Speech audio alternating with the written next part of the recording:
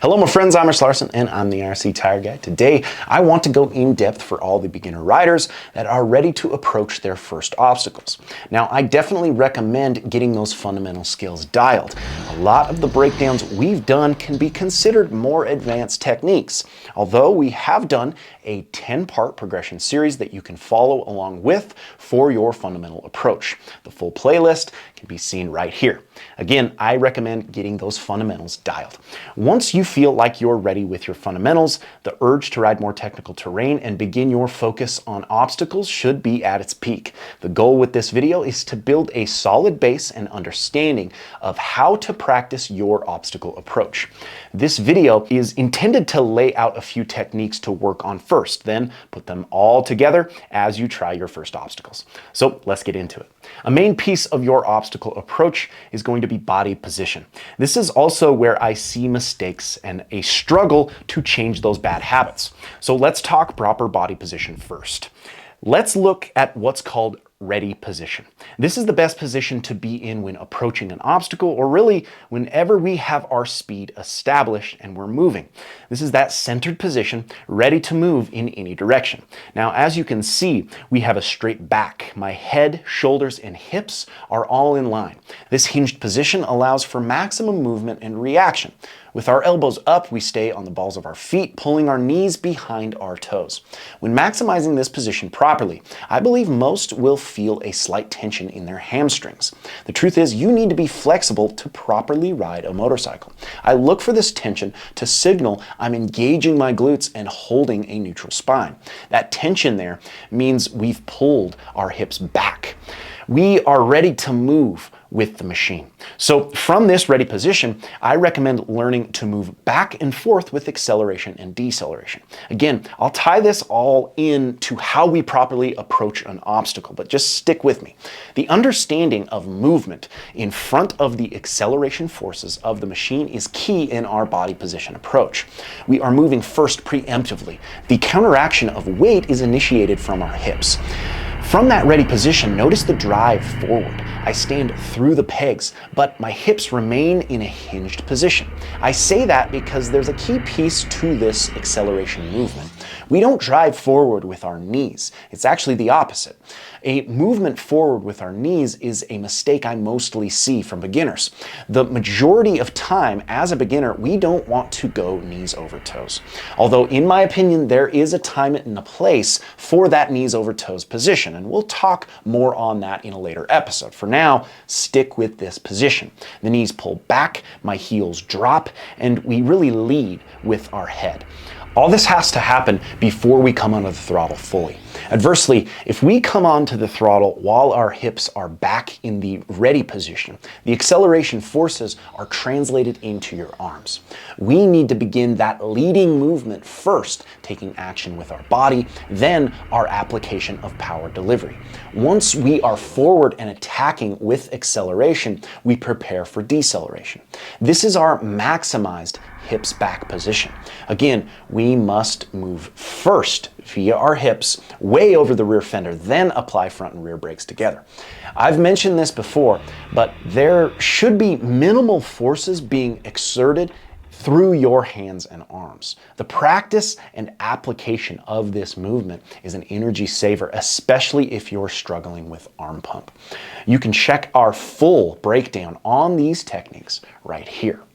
Now, I know that was long-winded, but it's incredibly important. It's now time to take that understanding of movement and apply it to an obstacle. I recommend learning this application of movement on an obstacle you are comfortable with. Maybe a log that has dirt up both sides. Something safe and easy to repeat. I'm telling you right now, applying this movement properly to an obstacle is much harder than it looks. Getting it right will pay dividends as you progress. Once you've found your obstacle, approach at a slow speed. Commonly, when you're nervous about your first obstacle, you ride way too fast. It's almost like you want to get it over with. Slow down and get into that ready position. Balls of our feet, elbows up, hips back, centered and balanced. With a steady throttle, we have the clutch covered. Now, As the front tire moves up the face of the obstacle, we begin our change in position. The longer the face of the obstacle is, the more we can slow this movement. Again, this is where I recommend a log with dirt up both sides. Notice the change in position as the front tire changes elevation. The movement of the front tire up the face of the obstacle creates the need for counteraction. At this point, my heels begin to drop, my knees drive back, my hips remain hinged, and I begin a lead forward with my head into that acceleration position. We're also simultaneously applying the appropriate amount of throttle for whatever obstacle we're riding. As you can see, these two movements are nearly identical. Once the front tire has crested the obstacle and begins its drop down the backside of the obstacle, we begin our movement back into that deceleration position. Hips back, remaining on the balls of our feet and reducing the throttle.